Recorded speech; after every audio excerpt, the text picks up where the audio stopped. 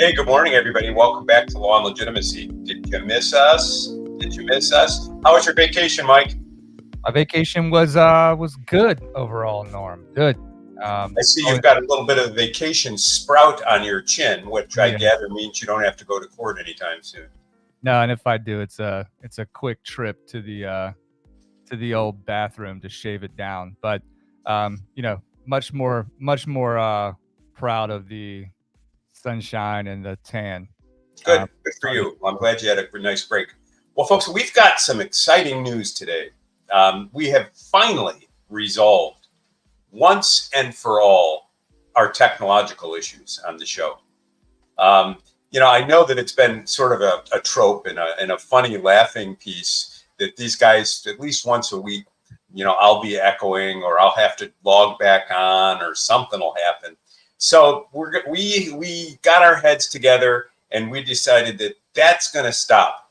But that's the good news. I thought we decided that we had solved all the technical issues and therefore our work was done. Oh, well, I don't know. I still have them. The bad news is we're going to disband Law and Legitimacy. This will be our final episode, and we wanted to have a thank you sort of episode rather than just pull it. Let me give you my a brief recap of LAL and express some appreciation to Mike. Give you my reasons for the step that this takes, and then pose a challenge to all of you. This all started. I'm an old man. Mike is not. I've been practicing law a long time. I've been before I was a lawyer, I was a college teacher, taught political philosophy. Then I was an editorial writer at some of the nation's oldest newspapers, telling people allegedly what to think, even though I had no idea.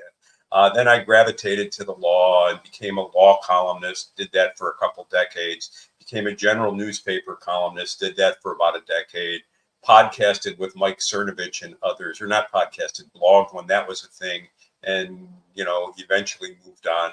And about 3 years ago, got the itch to start talking again and started podcasting.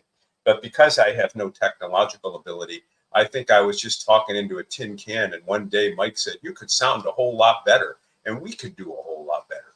And we did. And so Mike rescued Law and Legitimacy from the tin can of irrelevancy and put us on the map, and has been a faithful friend and colleague and co-host. And it's been really fun to watch him emerge as an independent intellect and contributor of his own. But I think from my perspective, I still practice, I've always harbored the law or the fantasy that someone would rescue me from the day-to-day grind of the practice of law, that I might have enough talent speaking or writing or doing something else that, the New York Times would call or some hedge fund would call, and I could sit happily ever after on Mount Olympus casting my meaningless lightning bolts at every phantom that passed by. But those fantasies never occur, and the practice of law remains an all-consuming pastime for me, as does the crisis of legitimacy in this country. So Law and Legitimacy was created to consider the puzzle that was so apparent in 2020. What do you do when you can't distinguish the police from a gang? What happens to society? And we saw a lot of unrest on the streets and difficulties there. And so we turned, Mike and I, our respective educations, to the task of talking about legitimating institutions and how to create a sense of legitimacy in a country that is deeply divided. In the course of doing that, I don't think, the discussions have been interesting, but I don't think from my perspective, I've advanced the ball at all. I keep hitting the same wall. When I look at social media, I see the same conspiracies, the same tropes, the same anger. I see deepening divisions. I look at the 2024 election with a deepening sense of despair and feel that I want to just step back from the daily fray and take a deeper look at what's going on in the world. I'll be rereading Locke hard. I think though some of you have heard me express reservations about the ongoing tenability of the liberal project, including the libertarian ideal, which comes as close as any to expressing my political point of view. So I'll be stepping back because I had the sense that I was falling into a trap that I fell into as a newspaper editorial writer, as a newspaper columnist, and as a blogger. And that is, I was searching for things to talk about rather than having something to say. And that's one of the definite downsides of having a daily show. And so when I began to chase headlines, or look in the morning, well, what are we going to talk about today? I began to feel as though I was producing something that was less valuable than I set out to produce. And I began to get a little depressed about it all. And so I think that rather than hit the recycle button, I've done my best to diagnose what I think is what ails us here in Western civilization as incarnate in the United States of America. I've talked about the law and what its contributions are and what its limitations are in addressing these problems. But I feel like I've more or less had my say, and so I'm going to take my voice and I'm going to take it back to the library. I don't know whether and where I'll reemerge at some point. At my age, life is always an ongoing adventure. But I wanted to thank Mike because Mike emerged as a bright light, a bright intergenerational light that I never expected to see in my life. My kids have no interest in the law. They grew up with me, after all. They know I'm full of shit. And so here comes Mike out of North Carolina, tech savvy, sports savvy, economics savvy, and patient as a saint with an old man who drools when he should be singing, at least when it comes to tech. So, Mike, thank you for a wonderful ride. I know I wrote you a note during the vacation about my dissatisfaction with social media, this, that, and everything else. When I didn't hear back from you, I worried you took it as a comment directed at you. It was not. And I just want to thank you and tell you I'll miss you. I already miss you. Our morning chats have become a special part of my day. And thank you so much for all you've done for Law and Legitimacy and for me and for your confidence in me. Well, I'm overwhelmed. When you sent me, I think I shared with you that when you sent me that text, I didn't take it as a personal slight in the least. I think I expected something. We over the last several weeks, perhaps the last couple of months, I think that the trajectory of the stream it's a bit ironic, right? That we are starting to really surge in our popularity and our traction with the audience. We're sort of hitting a near inflection point that would actually change, the nature and character of this show and perhaps our obligations to it and each other. And yet, it seems as though you have become, as you just described, more and more dissatisfied um, with with our inability to actually pierce through and do something that I think you would consider, transformative, which is sort of the origin story of what became a daily stream. Many people don't know that what I heard was a link that was posted to LinkedIn that was subsequently liked by an equally unlikely acquaintance of mine, professional acquaintance of mine, one Dan Hull, right? And that like from Dan Hull on your, I think, second episode, I crashed my father's funeral, right? It made it into my timeline. True story, by the way. I know, and of course, I can be tongue in cheek about the quality or lack thereof, but the reality was that I was gripped by what you were saying, and I innately understood um, the bigger principles at play, and also recognize there aren't and there weren't, but there still aren't people grappling with the types of philosophical foundations um, that you were just in that 40-minute audio clip. And again, it was like, as you say, it's tin canny. It was just, unscripted to a certain degree. I think you had written something, but in general, you are a litigator. You're a courtroom, you're a courtroom lawyer. And so you riffed, and I loved it. And as a result, I begged Dan Hull. Like, I think I tried to connect with you on LinkedIn. I think I sent you a few messages, started to feel a bit, stalkerish. And I was on the phone with Dan one day, and right before we got off, I said, "Hey Dan, I've got a favor to ask." He's like, "Yeah, what's up?" I said, "Norm Pattis, you're connected to him, right?" And he said, "Well, yeah, I mean, we've never really met in real life, but, we're distant colleagues, but yeah, I know Norm Pattis, we've talked." I said, "Can you just tell him to answer my message? He can tell me." He did. He I was did. like, I was like, "You can tell him that I said if he doesn't want to engage, he can just tell me to piss off. But please just give me the closure of telling me to piss off, and I will gladly do so. Otherwise," he's like, "What are you trying to do?" And I kind of briefly explained. He's like, "Okay, okay, I'll call you back. Call you tomorrow. Call you back. Call tomorrow." Called me That's 10 the minutes later. man. Yeah, and called me 10 minutes later.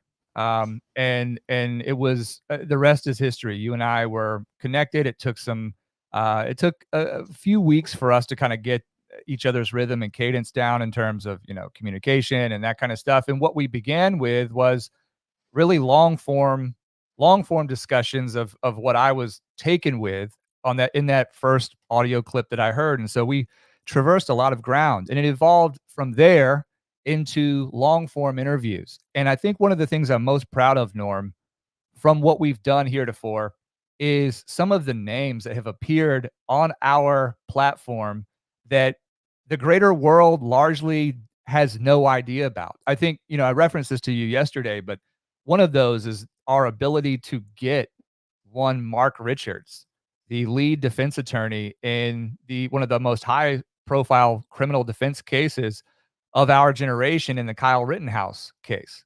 And that was such an enriching discussion with him, just a very regular, kind of blue collar attitude and mentality, but also just extraordinarily gifted in the practice of law and completely, uh, I guess, unaffected or unburdened by the moment that the rest of the world saw that representation to be, right? You're representing Kyle Rittenhouse. I got the sense from listening to that. And those are the types of experiences that I've taken into our daily streams. And I think I agree with you to a certain extent, um, that the daily contribution, and I want to be careful not to call it an obligation because, hard work is hard work and you do it. Um, but the daily call, right, for us to be here discussing for a half hour to 45 minutes and trying to dial in what that recipe is, it does leave a lot to be desired. And I think that what I would agree with most is that whatever comes next, it would necessarily need to be some sort of reemergence on the other side of revelation, right? Personal revelation or epiphany. From you at least. For me, I have no idea. You've always said, you might do better on your own. And I've always what you could probably recite it by now. Is like, if there's no you, there's no me. I don't have a personal desire to do something solo. I was only ever in the limited position that I was in because I wanted to help you produce and But be. don't sell yourself short, Mike. One thing I've noticed over the last few weeks and months as we've developed a philosophical division is a tremendous enthusiasm for your voice. And you're a young guy. You've got the reps in. You know the technology. You had the commitment to writing. I would encourage you to continue to use the banner and to grow it. I think you could have a lot of fun with it, and I'm encouraging you to do so. Well, and I'm over here on Rumble. It was slow to get started, but then I see everybody. So good morning in the cloud, Bathtub Liquor, Critical Thought, Jackson Barrett upon the horizon, Sammy, a lot of familiar names. T Girl, haven't seen you in a while, but nice to see you pop up in the chat. Obviously expressions of some gratitude, but also Critical Thought says, I think all streamers have to step back temporarily to avoid the doom trap. I'm interested to hear more about what that means, but I do think it's easy. I do think it's easy to get caught in a cycle of chasing sort of topical stories that aren't anchored in sort of the overarching theme of the show. And certainly when we started the year, you and I spent a great deal of time, Norm, um, discussing what we wanted out of the show for the coming year. And it included ensuring that we became a bit more immune to sort of um, the currents of day-to-day news. So I appreciate your compliment and I take it for what it is. I'm not ignorant. Gold Store Connecticut agrees 100%. What are you going to tell him? Well, I thank you, Jeff. Come on now, step up. Yeah, thank you, Jeff. And so as transparent as I can be is that I told you, when I first started my firm, we had no clients. And I'm not exaggerating about that. I had a vision for what um, we could build, and sort of a general architecture of sort of a small, a small shingle in an increasingly digital world in a transactional and business space. And so it required that I demonstrate to the wider world that I knew what I was talking about, because there wasn't a retainer waiting on me when I launched the firm. There wasn't a list of clients. And so there was a great deal of content generation that we did and I produced over at Carolina Craft Legal. And I don't know that those blogs are publicly available right now. Um, but I think that I've long had a thirst or some sort of desire to do the extra, to take the invitations from life and sort of indulge that more creative streak that I've always had, and merge that with some level of competence one way or the other. So I don't know that this is the end. I think what I've expressed to, my family and my law partner, who is, for all intents and purposes, my brother, that we should endeavor to reconfigure and rediscover that content production, um, from, years ago that has gone completely ignored, and figure out um, how to multiply the talent stack that, Norm, you've afforded me the opportunity to develop. Honestly, I think what I can thank you for the most is being truly a rare mentor in the current world. Somebody that is, I use the word analog, and it's not. It's a compliment. It's, I'm a base analog. Base oh, analog. I think what I mean is that learning is tactile, and life is, for the greater weight of it, to me, is about learning. And I, I'm trying not to get emotional here. I just appreciate you being humble enough to give me the opportunity to learn from you, Norm. Oh, that's so sweet. I mean, I think that 10 years from now, when you look at that, you will be highly embarrassed because you'll realize there wasn't much there. It's sort of like the great Oz. People had, one of the great mysteries of my life is the high regard some, not all. All you've got to do is look online.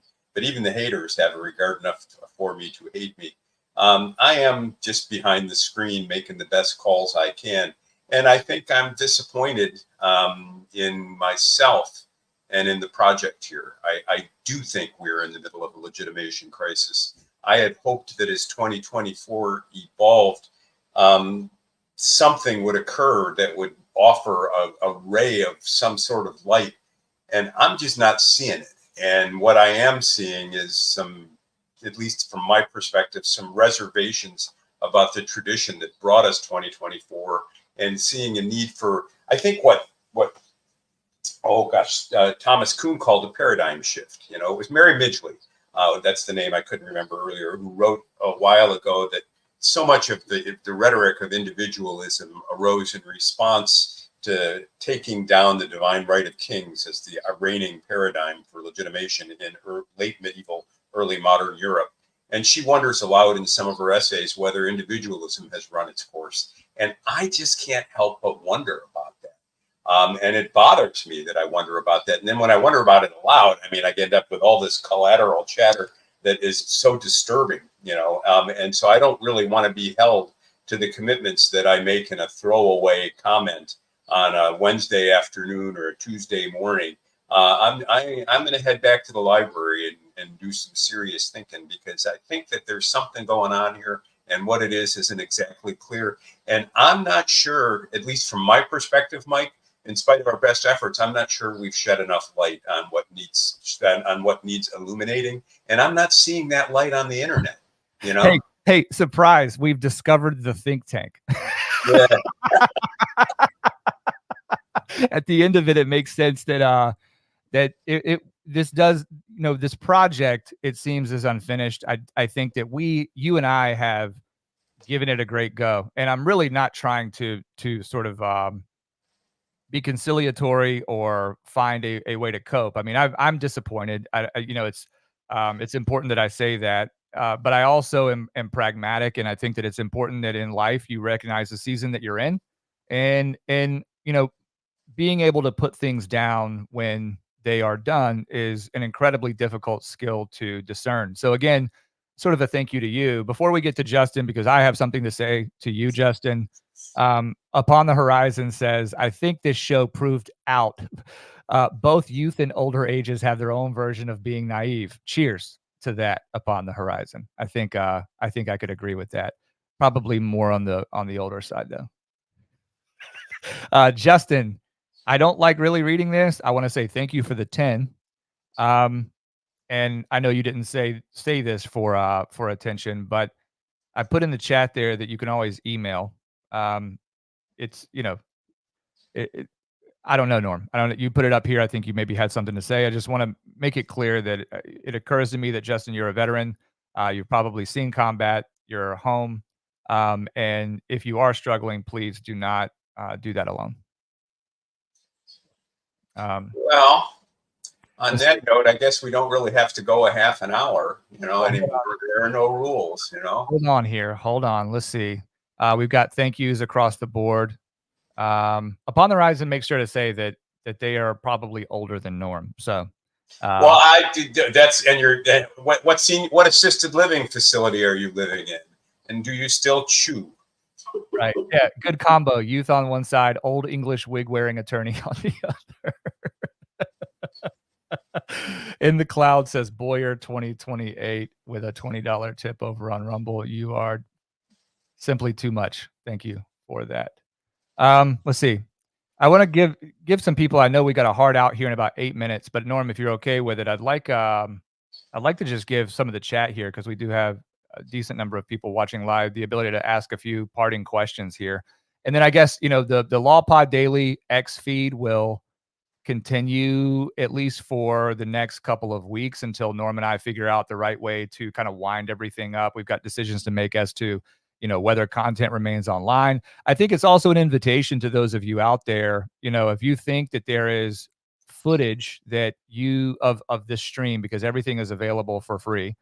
If you think that there's footage or something to be done to sort of recycle this into something that makes its way into the public sphere, and particularly the high points of our discussions, is something that you should discuss with us.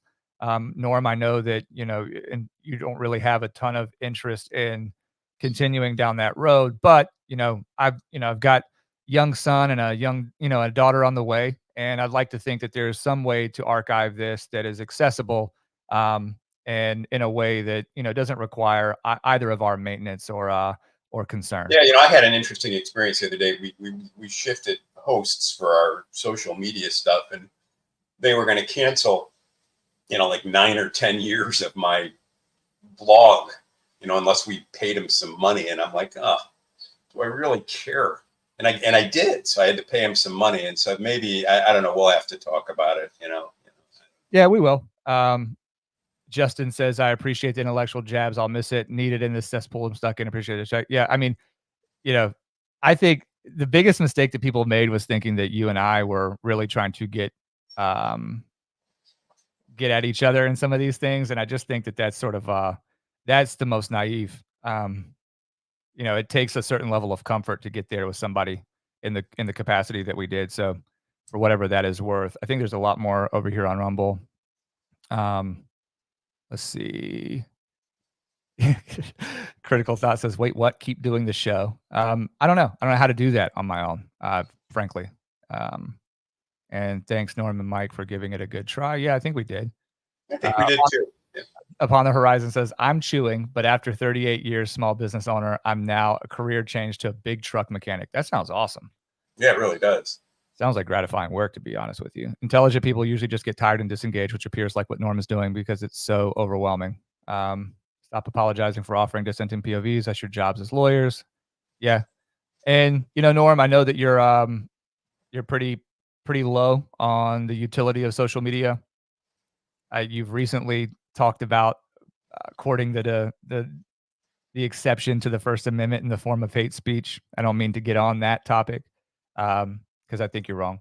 But I do want to ask now in the rear view with sort of the recent developments on your end, do you still think that there shouldn't be an age gate on children's access to social media based on what you're feeling right now?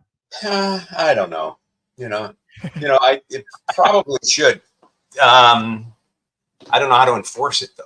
I do think that's a family choice. And the problem is with the ubiquity of the technology and its ease of use, at least for younger people, it's going to be hard to enforce. And so, are you going to put a disclaimer in there? Unless you're over the age of 8, don't use this. What 8-year-old's going to read that?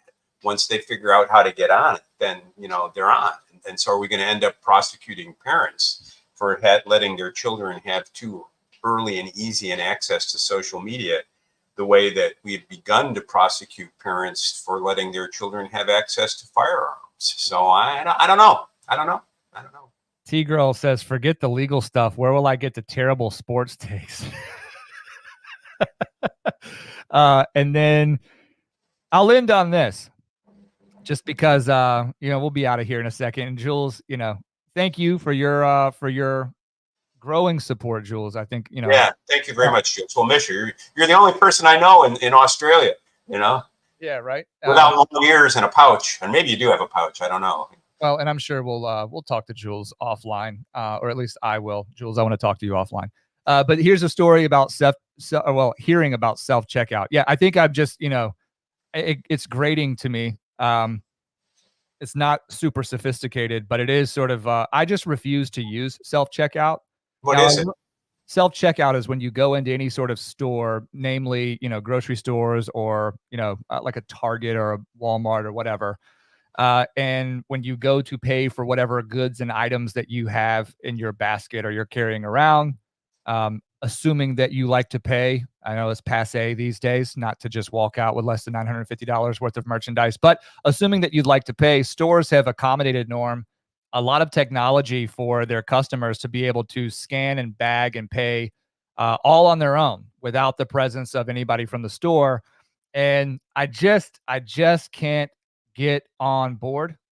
Um, I think that, if that's the case, the only negotiation to be had is how much of a discount do I get off of the normal stick price if you're going to use my labor in order for me to buy what I want.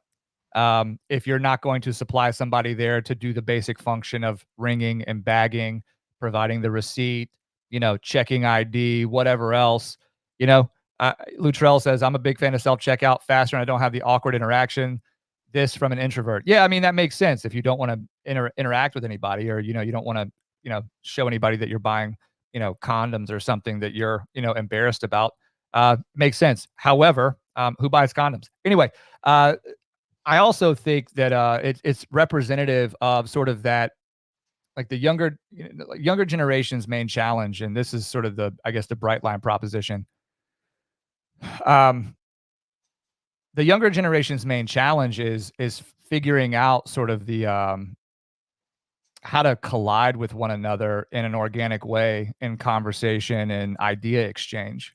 And the more that our society sort of grapples with technology, it seems like that is the only vector that things are being adapted for is, value of time. And it's coming at the expense, and I see this in my industry, particularly in the hospitality and beverage alcohol industry, is that um, bars and restaurants are not what they used to be. Conversation around the bar is not what it used to be. Holding these devices, that everybody has is sort of a window for distraction, and it kind of caters to that that sort of lonely existence, right? Faux interaction to avoid whatever weirdness or awkwardness that takes but a mere moment to pierce through and forge a genuine connection. So I think that, it's sort of a nuanced version of the bagging stuff. I get people like, oh, saves my time. I can bag it myself. I get all that. I just don't work there. Right. Yeah. And also, I mean, many people who are begging will find it difficult to find a better position in the economy, and they're earning a living. And we're interacting and being reminded sometimes of our own blessings and our own gifts, and giving somebody a tip just because they need it is a good thing to do. It's part of the handshake economy that we've celebrated here. So My Lord says, "Hey guys, what does signing off mean? Is it shutting down of the podcast? If so, temporary or permanent?" Hey, my Lord, you're a little bit late, but yes, this is the final stream for the indefinite future. If Norm or I reemerge, it will not be in the current form, and there is no timetable for that. There is no utility in me telling you this to temporary break. It's a permanent decision. And on that note, we will end with our signature line. Thank you very much for listening. But AMF, yo-yo. Truly, AMF, yo-yo. You are on your own. Norm, And thank you'll you. figure it out. Keep at it. Thank you for listening. Thank you. Thank you, everybody. Sincere thank you to all the support. It was never taken for granted. And you know how to find us. You can send an email to pattispodcast@gmail.com. You can find us you can find me at Michael Boyer _ or at LawPod Daily. And we can connect from there. But again, thank you, Norm. Sincere appreciation to you. And thank you for everything that you've done for us and me personally. I'll see you all in court. Take care. See y'all.